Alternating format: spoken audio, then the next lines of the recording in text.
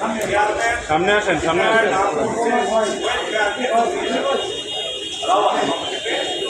এই মামলাটা অনেকে বলেছেন সেনাবাহিনীর অফিসার আমাদের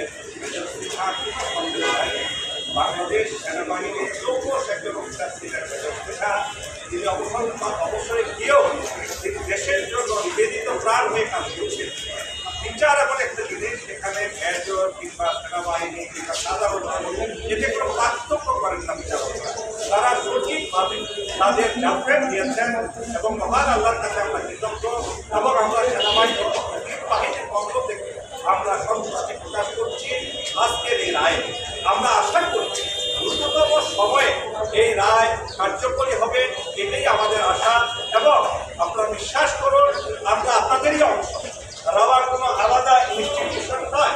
আপনাদের ভাই, আপনাদেরই বাবা, আপনাদেরই আত্মীয় স্বজনের একটা সংগঠন হলো রাওয়া। একই সাথে সামরিক বাহিনী হলো দেশের আপামর জনসাধারণের সেনাবাহিনী। এই সেনাবাহিনী দেশকে স্বাধীন করেছে। প্রত্যেকটা পদে পদে এই দেশের সাথে আমাদের সেনাবাহিনী ছিল, সামরিক বাহিনী ছিল। আজকেও আপনাদের সাথেই আছি আমরা। আপনারা হঠাৎ চোখে আমাদেরকে দেখবেন না, আমাদেরকে আপনাদের ভাই হিসাবে দেখুন। এবং আপনার সাংবাদিক ভাইয়েরা বিশাল একটা অবদান রেখেছে, বিশাল। আপনাদের কাছে আমরা কৃতজ্ঞ। একই সাথে ডক্টর ইউনূসের অন্তর্বর্তীকালীন সরকারের কাছেও অ্যাটর্নি জেনারেল সহ সবার কাছে আমরা কৃতজ্ঞ। মনে রাখবেন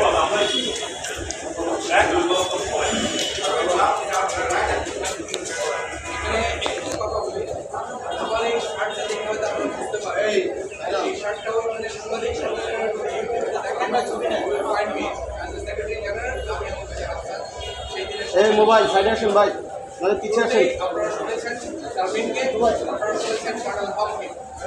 আলহামদুলিল্লাহ, আমি শুধু একটা গ্যাপ সেটা আপনি উল্লেখ করেছেন। এই জায়গাটা আপনাদের বিবেচনা, সমস্ত দেশবাসী বিবেচনা, সরকার সবার বিবেচনার জন্য তুলে ধরছি। সেই দিন আমরা একটা কম্প্রোমাইজ করতে হয়েছিল। এই আব্দুল্লাহ সাহেব আইজিপি ছিলেন, চার্জশিট চূড়ান্ত চার্জশিট ছিলেন না, কারণ এসপি মাসুদের নাম বাদ দিতে পারে। সেই জিনিসটাকে আমরা বাধ্য হয়েছি 3 দিন মিটিং এর পরে। Lieutenant general leading the meeting with me, and then after 2 days he left. And then Sharmin আমরা কথা বলি যে বিচারটা যদি পেতে হয় একজনকে, তখন কন্ডিশন ছিল যে সর্বোচ্চ অ্যাডমিনিস্ট্রেটিভ অ্যাকশন নেওয়া হবে এসপি মাসুদের বিরুদ্ধে। আব্দুল্লাহ সাহেব ওই সময় ডিজি র্যাব হিসেবে আইজিপির পক্ষে এই কথাটি দিয়েছিলেন। আর আরেকটা সূত্র বলি, আমি আইন জানি না, সরাসরি জানলে যে প্রমোট করা যায় কিনা, কারণ আমাদের ন্যাশনাল